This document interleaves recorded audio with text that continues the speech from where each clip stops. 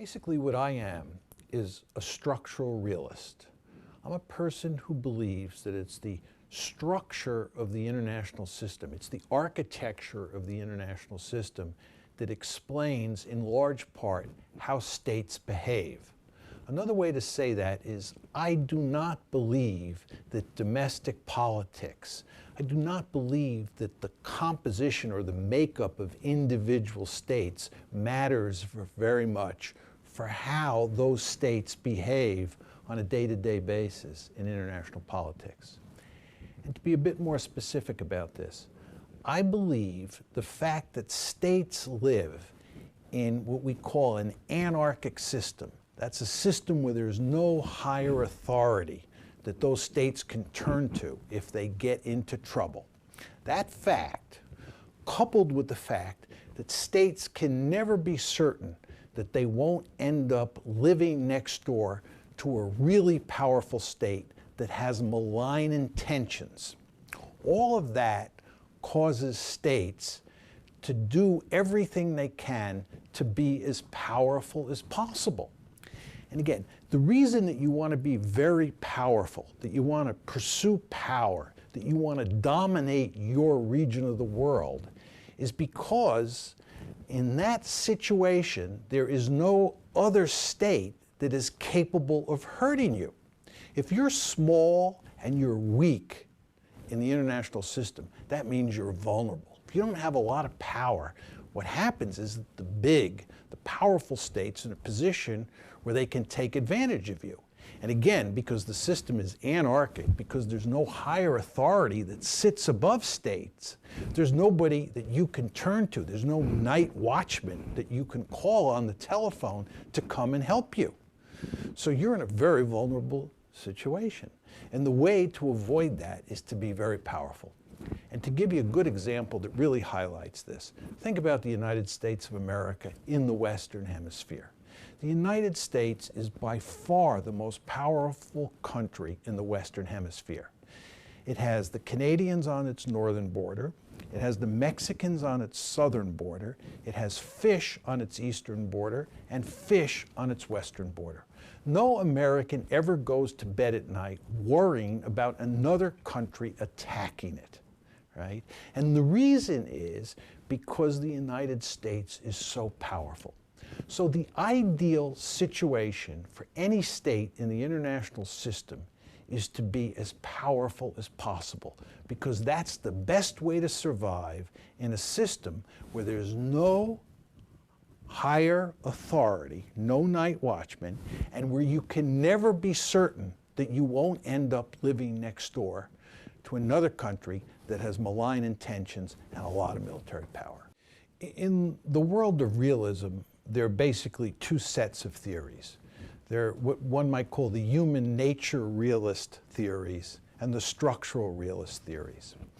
The human nature realists, and Hans Morgenthau, of course, would be the most prominent example of this school of thought, believe that human beings are hardwired with what Morgenthau called an animus dominandi.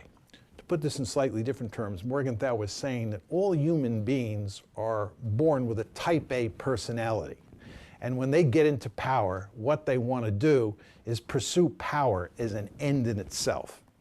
So in that story, it's human nature, it's the way human beings are born that causes all of this conflict in the international system. That's a very different way of thinking about the world than the structural realist argument. Structural realists like me and like Ken Waltz believe that it is the structure of the international system, it is the architecture of the system, not human nature, that causes states to behave aggressively. That's what causes states to engage in security competition. It's the fact that there's no higher authority above states, and that states can never be certain that another state won't come after them militarily somewhere down the road, that drives these states to engage in security competition. So although both realist schools of thought lead to the same form of behavior, which is a rather aggressive kind of competition, the root causes are different in the two stories. Again, on one side, you have the human nature realists who focus on the way human beings are hardwired. And on the other side, you have the structural realists who focus on the basic way that the system is organized. My view is that the most important questions in international politics are what a theory should be concerned with. And there are really only a few big questions out there that matter. And these questions largely involve war and peace. And I think one of the great advantages of realism is that it has a lot to say. It doesn't provide perfect answers, but it has a lot to say about the big questions in international politics. And one of the attractions of realism is that it is a parsimonious theory, which is a sophisticated way of saying it's a simple theory.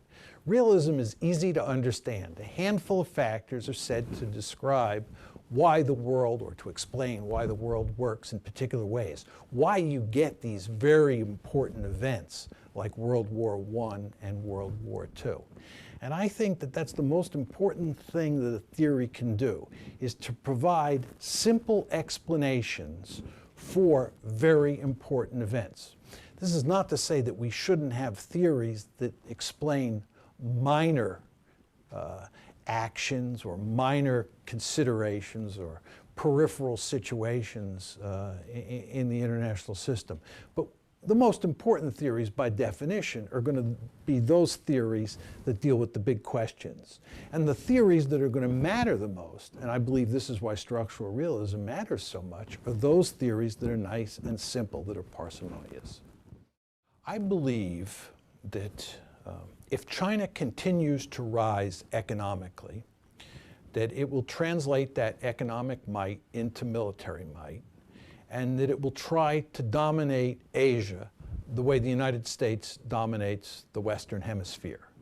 I think that China, for good realist reasons, will try to become a hegemon in Asia, because I believe the Chinese understand now, and will certainly understand in the future, that the best way to survive in the international system is to be really powerful. The Chinese understand full well what happened to them between 1850 and 1950 when they were very weak. They understand what the European great powers, the United States and the Japanese, did to them. And they want to make sure in the future that they're going to be very powerful. So I think they'll try to dominate Asia. The United States, on the other hand, does not tolerate what we sometimes call peer competitors. The United States does not want China to dominate Asia. And the United States will go to enormous lengths to prevent China from dominating Asia. And of course, China's neighbors, this includes Japan, South Korea, Singapore, Vietnam, India, and Russia, will not want China to dominate Asia. So they will join with the United States to try to contain China, much the way our European and Asian allies joined together with us during the Cold War to contain the Soviet Union. The same thing, I believe, will happen with China. So you will have this intense security competition between China, which is trying to dominate Asia, and the United States and China's neighbors, which are trying to prevent China from dominating Asia. So with regard to this question that lots of people are talking about today, can China rise peacefully? My answer is no, and my answer is based on my theory, because there's no way you can predict the future without a theory.